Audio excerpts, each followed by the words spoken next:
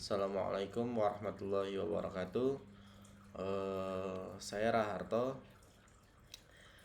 Ini mengenai tugas ujian tengah semester ekonomi tentang ekonomi makro.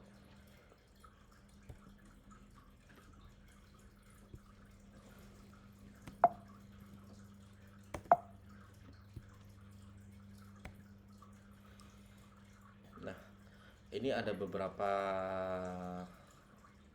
soal yang diberikan kepada saya. Yang pertama itu buat penyelesaian atas kasus ledakan penduduk dunia dan bagaimana sudut pandang dari sisi ekonomi makro. Nah, tentang ledakan penduduk dunia ini, penyelesaian kasusnya menurut saya ini ada dua. Yang pertama, membatasi jumlah penduduk dengan program KB dan program-program yang lain. Yang kedua,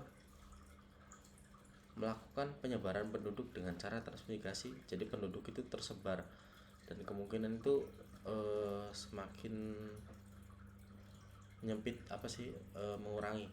Nah, dari sudut pandang ekonomi makro, ekonomi akan terganggu dengan adanya kebutuhan yang meningkat karena jumlah penduduk juga meningkat pada suatu negara tersebut, dan kemungkinan angka pengangguran juga semakin tinggi atau semakin meningkat, dan lowongan pekerjaan yang semakin sedikit kan karena banyak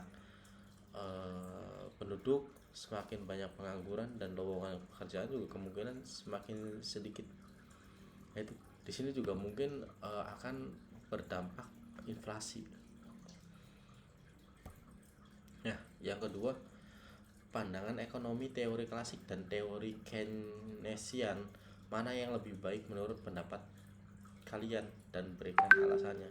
Nah, ini menurut teori Keynes merupakan teori yang dipelopori oleh John Maynard Keynes. Teori ini dipercaya kapitalisme adalah sistem yang baik tetapi terkadang membutuhkan bantuan.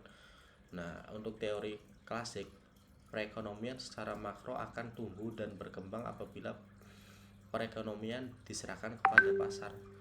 Nah, untuk menurut saya yaitu teori klasik, karena percaya bahwa penawaran yang diciptakan permintaan sendiri. Berapapun jumlah dan jenis barang yang diproduksi pasar akan mampu menyerapnya, di mana teori ini disebut dengan hukum Say. Nah, itu.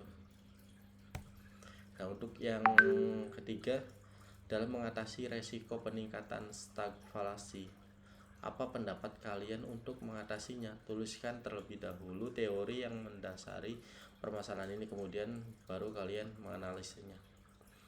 Nah, istilah stagflasi pertama kali digunakan pada tahun 1960 oleh politisi Inggris Michael di tengah kondisi ekonomi yang tengah mengalami tekanan kala itu. Saat memberikan pidato di Dewan Rakyat Britania Raya kala itu, Medcott mengembarkan kondisi inflasi sekaligus stagnasi yang terjadi di Inggris sebagai situasi stagnasi.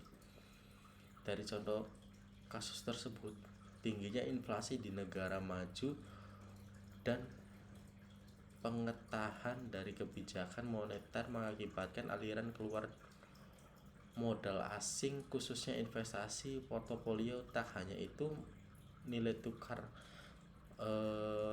uang berbagai di negara berkembang juga ikut mengalami depresiasi.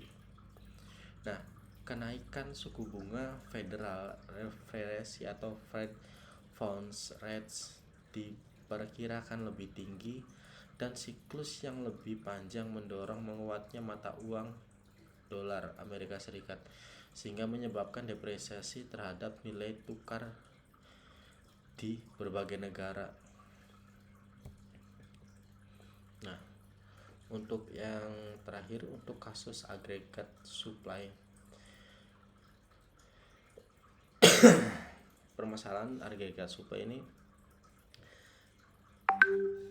ayam di Singapura, apa yang agregat suplai ayam di Singapura. Apa yang bisa dilakukan untuk mengatasi hal tersebut? Jelaskan teori yang mendasari analisis penyelesaian menurut kalian.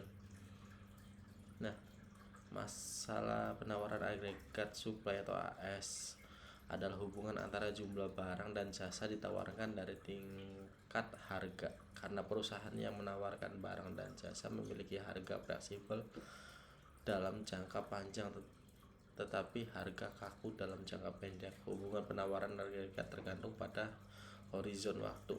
Nah, Indonesia memiliki peluang pada saat ini untuk masuk ke pasar tersebut. Kementerian Pertanian pun menyambut baik untuk mencoba untuk masuk ke dalamnya. Nah, ini penyelesaian menambah jumlah ayam dari dalam negeri untuk pembibitan ayam ke para peternak dan masyarakat yang ingin membuat peternakan, memberikan subsidi pakan. Soalnya kan di dalam kasus ini juga harga pakan ayam itu lumayan tinggi. Nah, yang terakhir memudahkan perizinan ekspor. Misalkan dari Indonesia ekspor ke negara lain itu bermudah. Nah, sekian saja dari saya.